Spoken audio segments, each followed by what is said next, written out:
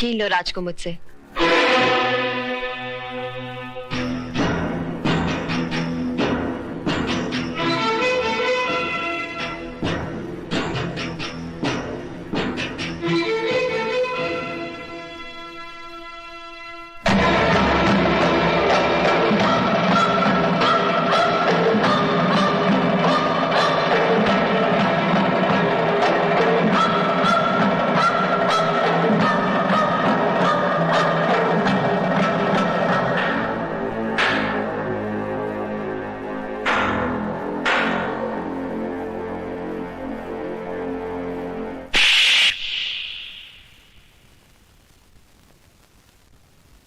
क्यों?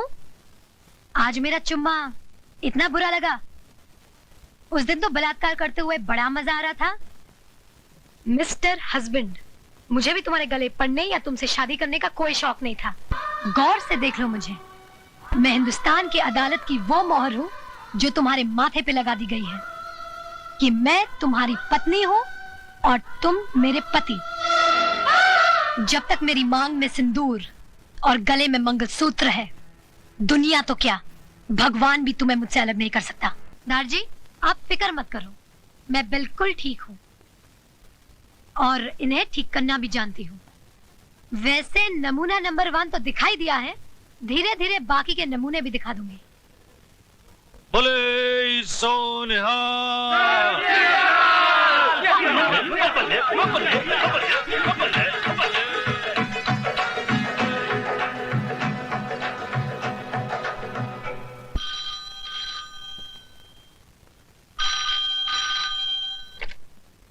हेलो बहू, बाबूजी, नमस्ते।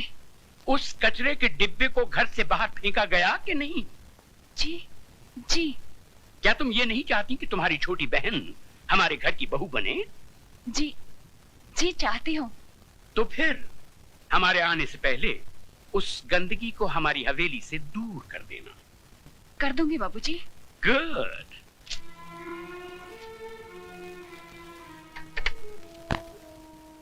इसका फोन था दीदी? ससुर जी का। कह रहे थे कचरे का डिब्बा बाहर फेंका कि नहीं।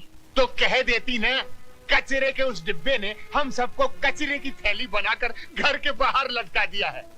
भैया, तुम्हारे चिल्लाने से वो घर से बाहर नहीं चली जाएगी। सिस्टर डार्लिंग, तुमने सोचा था पुरानी हिंदी फिल्मों की तरह तुम उस पर जुल्म करोगी, उसको भूखा मारोगी, नौकरों की तरह बर्तन मंजवाओगी, जिससे घबराकर वो घर छोड़कर चली जाए। आजकल का जमाना बदल गया है। आजकल की लड़कियां मीना कुमारी की तरह आंसू नहीं बहाती, श्रीदेवी की तरह चाकू चलाती है, चाकू। वो श्रीदेवी बने या माधुरी दीक्षित, मैंने उसका तेल नहीं निकाला तो मेरा नाम शारदा देवी नहीं। ओ सिस्टर डार्लिंग, ऐसी गलती हरगिज मत करना, वरना वो सरदार आगे से तलवार डालेगा और इंस्पेक्टर पीछे से डंडा। तो क्या करें? हाथ पर हाथ धरकर बैठ जाएं? कह दें कि माला जी हम हार गए, आप जीत गए। भैया, मैंने जब से होश संभाला है राज से प्यार किया है और मेरे जीते जी कोई राज को मुझसे छीन नहीं सकता। तुम माला को हराने की बजाय राज को जीतने की कोशिश करो, क्योंकि राज भले ही तुमसे प्यार न करता हो, लेकिन माला से नफरत जरूर करता है। और इसी बात का फायदा उठाकर बरस पड़ो उस पर, गिरफ्तार कर लो उसको अपनी मोहब्बत में।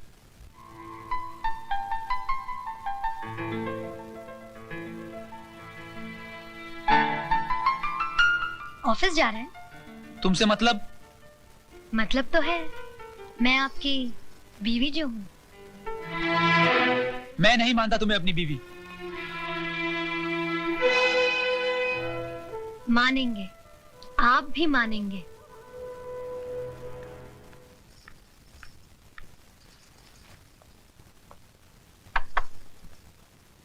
क्या मैं अंदर आ सकता हूँ? रमेश भैया, आप?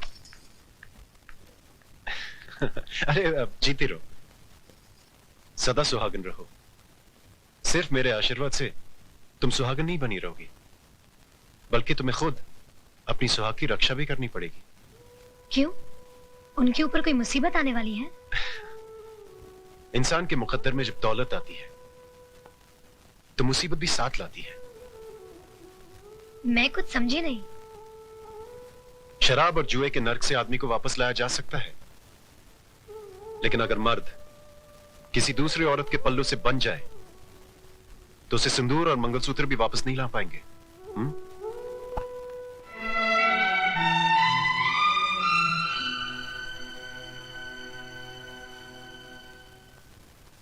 जिया बिनु देह नदी बिनु बारी, तैसी नाथ पुरुष बिन नारी।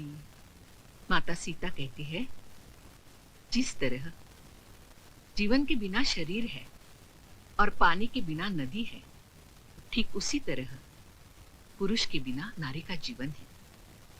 स्त्री को अपने पति का साया बनकर रहना चाहिए, चाहे सुख में हो या दुख में। अपनी सुहाग की रक्षा के लिए अगर घर की सीमा को भी पार करना पड़े तो पार कर जाओ, तो पार कर जाओ, तो पार कर जाओ, पार कर जाओ, पार कर जाओ, पार कर जाओ, पार।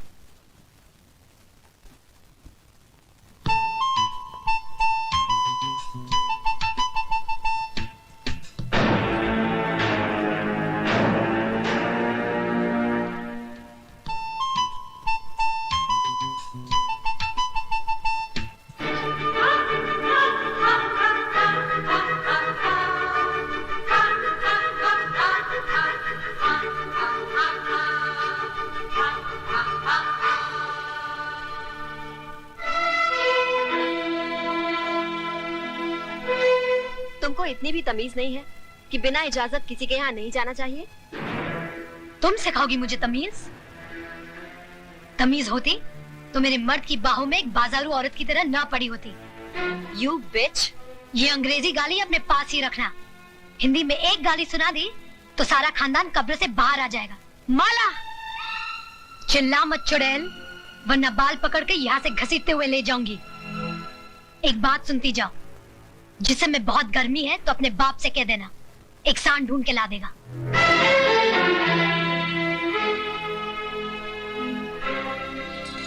चलिए घर चलिए।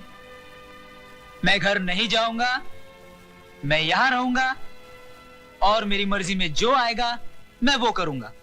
एक बात सुन लीजिए, औरत मर्द की हर बुराई को बर्दाश्त कर सकती है, लेकिन ये कभी बर्दाश्त नहीं कर सकती कि उसके मर्द की जिंदगी में एक दूसरी औरत आए।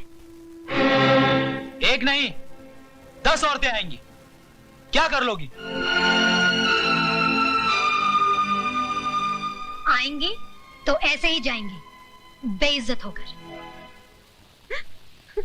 रोना बंद करो मिच्छबाना आदमी, वरना तुम्हारे आंसू में पूरा हिंदुस्तान डूब जाएगा। भैया, अरे मैं मजाक नहीं कर रहा हूँ। बाहर देखो, तुम्हारे साथ साथ इंद्रदेव की अप्सराएं भी आंसू बहा रही। मालकिन, मुझे पुकारा भाई। मालकिन, सिस्टर डार्लिंग, लगता है कोई तुमको आवाज दे रहा है। मालकिन। शामू जी जरा देखो कौन मरा जा रहा है। जी मालकिन।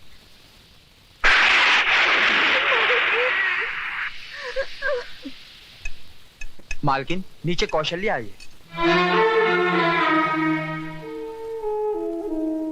फिक्र मत करो साहब, तुम्हारी दहलीज पर पैर तो क्या, उस पर थूकूंगी भी नहीं। शामू उसे ऊपर लेकर आओ। मालकिन, मालकिन, मेरे पोते को बचाइए, बुखार आ गया है इसे, बेचारा बेहोश हो गया है। यहाँ क्यों लाई है इसे? ये क्या सरकारी अस्पताल है? मालकिन, इसे अस्पताल दाखिल करना है, मुझे 500 रुपए दे दीजिए, इसकी जान बच जाएगी। क्या समझ कर आई है यहाँ? सरकारी खजाना पड़ा है। मालकिन, हमारे माँ बाप तो आप ही हैं, आपका दरवाजा नहीं खटखटाएंगे तो और कहाँ जाएंगे? क्यों इतनी जल्दी भूल गई? तूने ही तो कहा था कि आपके दरवाजे पर कभी थूकने भी नहीं आऊंगी। भूल हो गई थी मालकिन। हर भूल की सजा है। मैं तेरे इस बच्चे की जान बचा लूंगी अगर तू मेरी चौखट पर थूक कर चाटेगी तो।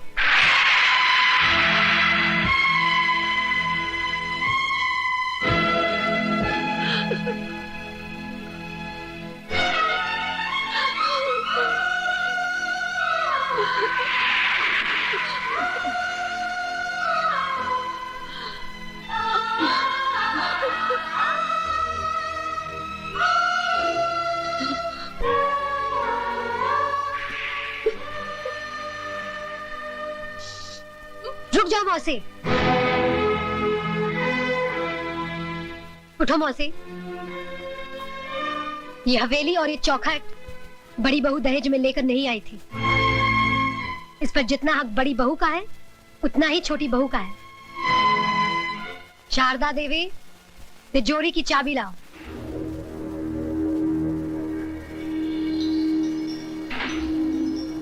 चाबी लाओ बड़ी बहू।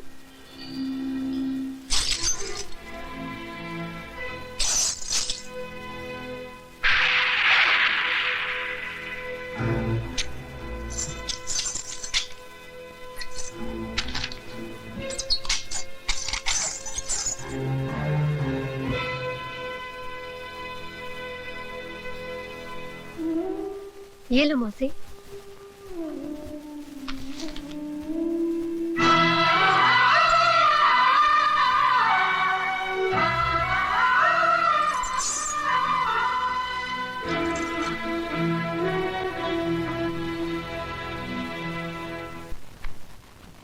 ये लड़की है कि फूलन देवी? अरे खड़ी क्या हो, जल्दी जल्दी कपड़े बांधो, वरना अभी तो उसने सिर्फ तिजोरी की चाबी छीनी है, फिर कहीं आ गई तो सारे कपड़े उतरवा देगी। इलाहाबाद नंगा जाना पड़ेगा, नंगा। दीदी, मुझे तो बहुत डर लग रहा है, तुम भी हमारे साथ चली चलो। ठीक है, लेकिन तुम लोग ये मत समझना कि मैं उससे डर कर जा रही हूँ। नहीं नहीं नहीं नहीं, हम लोग तो उसको डरा के जा रहे हैं।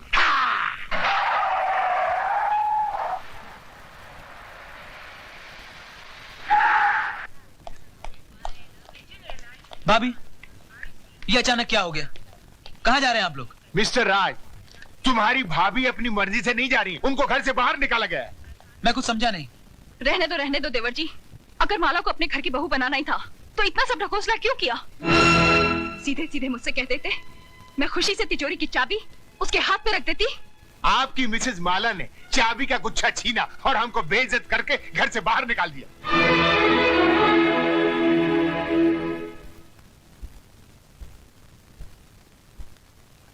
माला, माला! बदतमीज, क्या समझती है अपने आप को? हाँ? इस घर की मालकिन बड़ों के मुंह लगती है? जान से मार दूंगा तुझे। क्या हो रहा है ये सब? बस करो। रुक जाइए रमेश भैया, आपको मेरी कसम जो बीच में आए।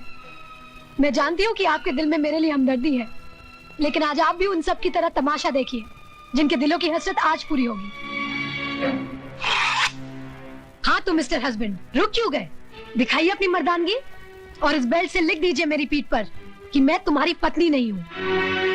लेकिन याद रखना, जितने भी जख्म दोगे हर जख्म से एक ही आवाज आएगी, जीते जी इस घर से कभी नहीं जाऊंगी। जाऊंगी तो मरने के बाद, वो भी तुम्हारे कंधे पर सवार होकर। तुम्हारी ये हसरत मैं अभी पूरी करता हूँ।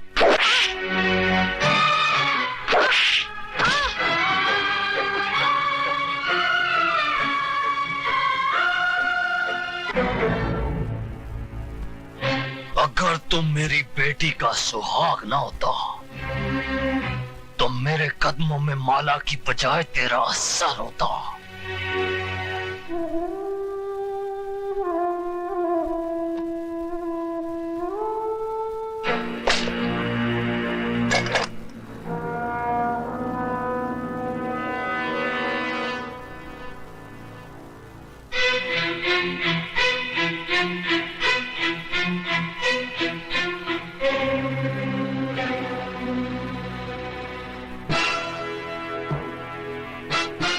चला गोली, अगर तेरी मां ने दूध पिलाया है तो चला गोली, चला गोली। मामा जी, आप? मर गया तेरा मामा। मामा जी, अगर डैडी को पता चला कि आपने मुझ पे हाथ उठाया है तो क्या कर लेगा तेरा बाप? नौकरी से निकाल देगा ना? निकाल दे नौकरी से। मामा जी, आप अपनी औकात भूल रहे हैं। औकात मैं अपनी नहीं भूल रहा हूं, रिजर्व बैंक की औलाद। औकात तू अपनी भूल रहा है, तू। मामा, तुम सठिया गए हो। मैं अभी डैडी को फोन करता हूँ, वो तुम्हारी ऐसी खबर लेंगे। अरे तेरे बाप में अगर दम होता तो पीठ दिखाकर लंदन नहीं भागता। वो जानता था कि वो हार गया है।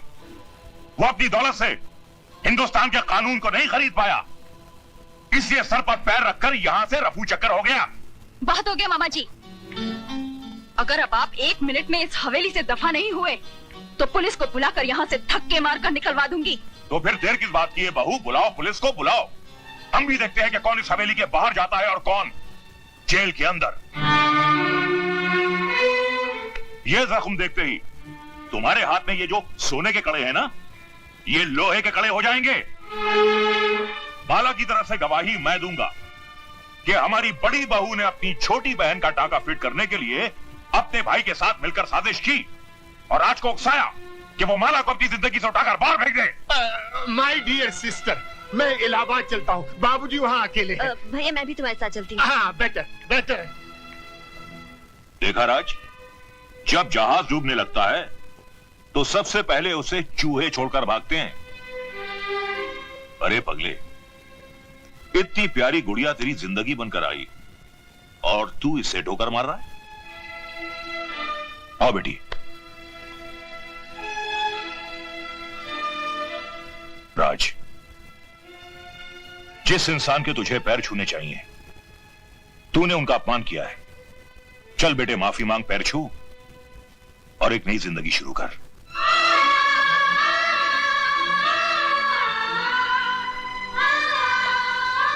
मुझे माफ कर दीजिए। ऐसा अनर्थ मत कर बेटा, मैंने तो कन्यादान किया है। तू मेरे पैर छुएगा तो मैं तो सीधा ही नरक में चला जाऊंगा। देखा बेटे, इसे कहते हैं महान आत्मा। तूने इनकी बेटी पर इतने जुल्म ढाए और इन्होंने तुझे एक पल में माफ कर दिया।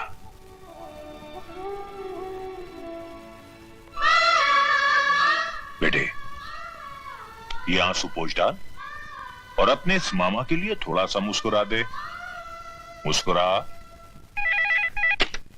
Hello, Rai Bahadur here. जीजा जी, आपने बिल्कुल सही वक्त पर मुझे यहां भेज दिया। अगर जरा सी भी देर हो जाती तो यहां महाभारत का आखिरी एपिसोड हो गया होता। साले साहब, क्यों पहेलियां